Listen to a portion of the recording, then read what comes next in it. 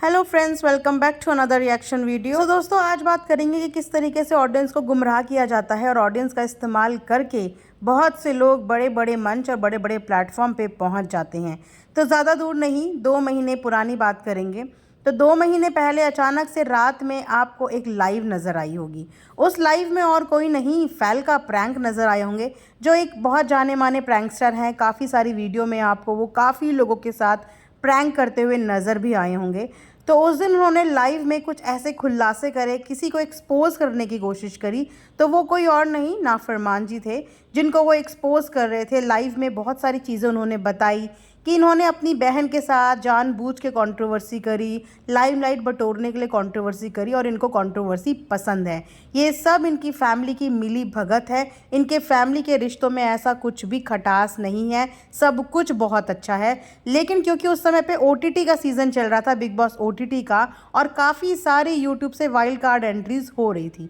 सो उस समय पे ये कंट्रोवर्सी क्रिएट की गई थी। तो लोगों ने उस समय ये अंदेशा लगाया कि ये कंट्रोवर्सी तो फेक है, जो फहलका और नाफरमान के बीच में हो रही है। लेकिन ये क्यों हो रही है, इसका अंदेशा ये लगाया गया कि शायद ये लोग OTT में जाना चाहते हैं और इस वजह से ये लोग फेक कंट्रोवर्सी कर रहे हैं। लेकिन दोस्तों, वहीं पे चूक खा गए सब लोग। एक फेक कंटेंट था, अभी के लिए नहीं, आगे के लिए, यानी कि OTT के लिए नहीं, वो बड़े बिग बॉस शो के लिए था। जी हाँ, और वो भी कोई छोटा मोटा नहीं, इतना बड़ा ड्रामा था कि रातों रात गाड़ियाँ आ जाती हैं, रातों रात हाथापाई तक दिखा देते हैं, और रातों रात ही सारी वीडियोस भी लाइव में पोस्ट हो जाती हैं, किसी और के चैनल पे नहीं, फहलका प्रैंक के ही चैनल पे। और उसके कुछ दिन बाद, यानी कि उसके ऑलमोस्ट 1-2 हफ्ते के बाद, इनका एक इंटरव्यू आता है एक न्यूज़ चैनल में।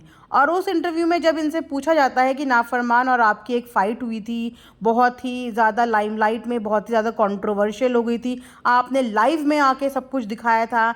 तो उस समय पे ये कहते हैं कि हाँ, हमारी फ़ाइट हुई थी, वो आया भी था घर पे, बहुत कहा-सुनी भी हुई, लेकिन उसके बाद शाम तक होते होके हमारी चीज़ें सॉल्व हो गई। और यूट्यूब के लोगों के साथ अक्सर ये होता है कि हमारा अपने फेलो यूट्यूबर के साथ कभी-कभी झगड़ा होता है और शाम होते होते हमारी सारी प्रॉब्लम सॉल्व हो जाती हैं। तो ये हैं इनकी खुद की बोली हुई बातें। तो अगर इस चीज़ को हम एज्यूम करें, तो यानी कि फिर तो विवेक खुशी से जो पंगे हुए थे वो भी स्क्रिप्टेड रहे होंगे, वो भी कंट्रोवर्सी के लिए रहे होंगे, क्योंकि इन सब का प्लान था बीबी हाउस के अंदर जाना, चाहे कैसे भी जाना, चाहे by hook by crook, but जाना। तो मतलब ये सिर्फ ऑडियंस को गुमराह करने के लिए एक प्लान रचा जाता है, और उस प्लान का हिस्सा बन जाती है मासूम ऑडियंस। लेकिन यस, इतनी सारी कंट्रोवर्सी करने के बाद फ़ायदा तो कुछ ना कुछ हुआ है, क्योंकि कल ही फहलका प्रैंक की वाइफ का इंस्टाग्राम पे एक पोस्ट आया, और उस पोस्ट में उन्होंने लिखा हुआ था आई मिस यू। और सोर्सेस का कहना यही है कि उनको स्पॉट भी किया गया है, वो मुंबई पहुंच चुके हैं फहलका फ्रैंक, और अपने फ़ोटोशूट्स भी करवा चुके हैं। लेकिन वहीं पे बात करें नाफरमान की, तो अभी भी नाफरमान अपनी काफ़ी सारी वीडियोस में, काफ़ी सारे शॉर्ट्स में नज़र आ रहे हैं, और अभी तक उनकी ये खबर नहीं आई कि वो मुंबई के लिए रवाना हो चुके हैं या मुंबई पहुंच चुके हैं। बाकी बात करें विवेक खुशी की, तो उनकी साइड से भी अभी एज सच कोई फ़ोटोशूट वगैरह की रिपोर्ट नहीं आई। लेकिन हाँ, उन्होंने अपना व्लॉगिंग चैनल तो वाइंड अप कर ही दिया था, उसे कन्वर्ट कर दिया है पॉडकास्ट चैनल में, और अपने बेटे के चैनल में भी उनकी 1-2 क्लिप्स नज़र आई हैं। लेकिन फिर भी इस चीज़ से अंदेशा ये नहीं लगाया जा सकता कि वो गए हैं या वो नहीं गए।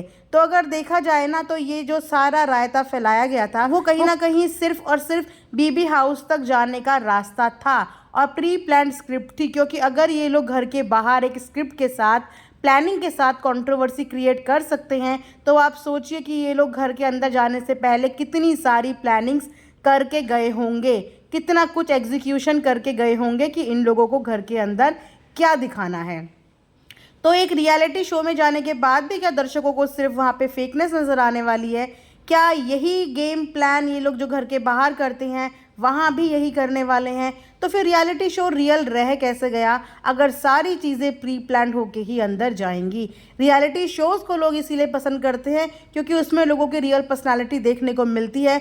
लेकिन ये व्लॉगिंग इंडस्ट्री के लोग या व्लॉगिंग कम्युनिटी के लोग इतने ज़्यादा प्रो हो चुके हैं कि अब तो इन्हें अच्छे से कैमरे के आगे एक्टिंग करने का तजुर्बा भी हो चुका है। एक जना तो पहुंच चुका है जिसकी ऑलमोस्ट कंफर्मेशन आ चुकी है, लेकिन बाकी दोनों की अभी कंफर्मेशन नहीं आई। देखते हैं अपना ये रचा रचाया कंट्रोवर्सी का गेम किसके लिए बेनिफिशियल रहा और किसको इस गेम से कुछ भी हासिल नहीं हुआ। तो बस 1-2 दिन और सब कुछ हमारे सामने होगा। ये था आज का एक रिएक्शन। आई होप आप लोगों को पसंद आया होगा। लाइक शेयर एंड सब्सक्राइब करना बिल्कुल ना भूलें। And thanks for watching earth mom Dehradun.